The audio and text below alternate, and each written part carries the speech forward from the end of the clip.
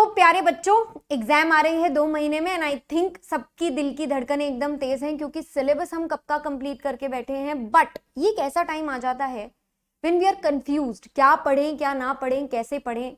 और खास करके एक मोमेंटम ये चीज का खत्म हो जाता है कि हम सब्जेक्ट्स के बीच में झूल रहे होते हैं, कौन सा सब्जेक्ट पहले पिक करूं कौन सा बाद में करूं। तो in the upcoming 3 to 4 minutes we'll have an entire road map ready for you कि आपको क्या कर लेना चाहिए यहां से लेकर के आपके डी डे तक। आज आप 1 मार्च पर खड़े हैं और यहां से लेकर के 15 मार्च तक के बीच आपको एक प्रॉपर तरीके से जो भी कॉम्प्रिहेंसिव रिवीजन आपका लेना बचा है वो ले ले। खास करके आपने जो रीसेंट 2-3 महीने में सब्जेक्ट्स पढ़े थे आप उन पर न फोकस करते हुए फीफो मेथड के हिसाब से ही चले। जो आपने सबसे पहले उठाया था अब आप उसी का रिवीजन लगाएं। ये पीरियड के दौरान कम से कम आपके 3 स्लॉट हो जाएं 3 से 4 घंटे के, जहां पे आप सब्जेक्ट स्विचिंग कर सकें प्रॉपरली, ताकि आपके ब्रेन को अप्रोप्रिएट रेस्ट मिले एक सब्जेक्ट डिस्कस होने के बाद। जिसमें खास करके अगर आपने लास्ट 2-3 महीने के अंदर में से for example DT, IDT, FR ऐसा कुछ पढ़ा था तो आप एएफएम पढ़े यहाँ पर, ठीक है। तो जो भी पर्टिकुलरली आपने लास्ट 2-3 महीने में ही कवर किए हैं वो सब्जेक्ट्स को कम प्रायोरिटी देते हुए एफआर, एएफएम जैसे सब्जेक्ट्स जो आपने पहले कवर किए थे आप उनको कर सकते हैं। ध्यान दे लें जो सब्जेक्ट्स आपको ज्यादा वीक लगते हैं वो यहां पर कवर करें, क्योंकि बाकी के सब्जेक्ट्स तो वैसे भी आपके इस पीरियड के दौरान कवर हो जाएंगे। 15 मार्च से 5 अप्रैल के बीच आपको मैंडेटरी एक मॉक तो कम से कम लिखी देनी चाहिए। 3 दिन के गैप के साथ आपका फुल सिलेबस कवर होता हो ऐसा टाइम पीरियड रखकर आप अपनी मॉक लिखें। आप पर्टिकुलरली जहां पर पढ़ते हैं वहां की मॉक लिखें, वहां नहीं पॉसिबल है तो ICAI आपके लिए मॉक लेकर के आता है। 10 मार्च से सीरीज 1 है, अगर आपको ये बहुत ज्यादा लग रहा है कि भाई नजदीक है and I am not that prepared तो आप 3 अप्रैल वाली सीरीज 2 भी लिख सकते हैं।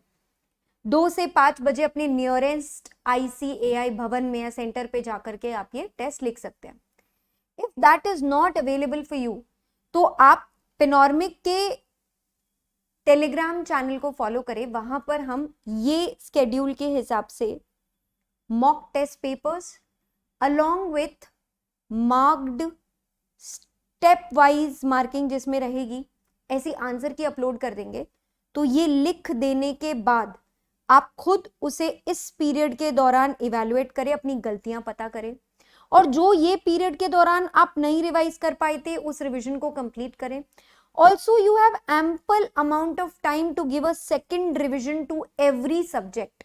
तो वो घुमा लें और फिर तो क्या है, डी डे के लिए हम आपको विजय भव बोलते हैं। साथ ही साथ ये जो मैंने आपको पेनॉर्मिक का मॉक टेस्ट सीरीज का स्केड्यूल शेयर किया है, यहां पर हम आपके साथ में पेपर वाइज स्ट्रैटेजीज डिस्कस करने वाले हैं। हम आपको बताने वाले हैं कि हर सब्जेक्ट को कैसे अप्रोच किया जाता है, 1.5 दिन की तैयारी कैसे करनी है, एग्जाम कैसे लिखना है, presentation tips, what topics are very important and what not. So stay tuned for this. एक चीज मुझे ये बोलनी थी कि जो 3 से 4 घंटे वाले आप स्लॉट्स बांट रहे हो, 3 स्लॉट, इसके अलावा आप 1 घंटे का फिक्स स्लॉट ऑडिट के लिए सेट कर सकते हैं, because it is one such subject जिसमें बहुत समय का गैप नहीं आना चाहिए पढ़ने में। तो उसको आप अपना खुद का स्लॉट नहीं भी देते हैं तो 1.5 घंटे जैसा एक परमानेंट स्लॉट आप उसे दे के रख सकते हैं, जिसमें यहां से लेकर के आप एग्जाम तक उसको एवरी डे घुमा रहे हैं। Now having said all this, most important चीज तो यही हो जाती है अपने ऊपर भरोसा रखना। आपने बहुत मेहनत करी है, आप अपनी पूरी जी जान लगाकर मेहनत कर रहे हैं and when the result will come you will definitely see a CA prefix in front of your name।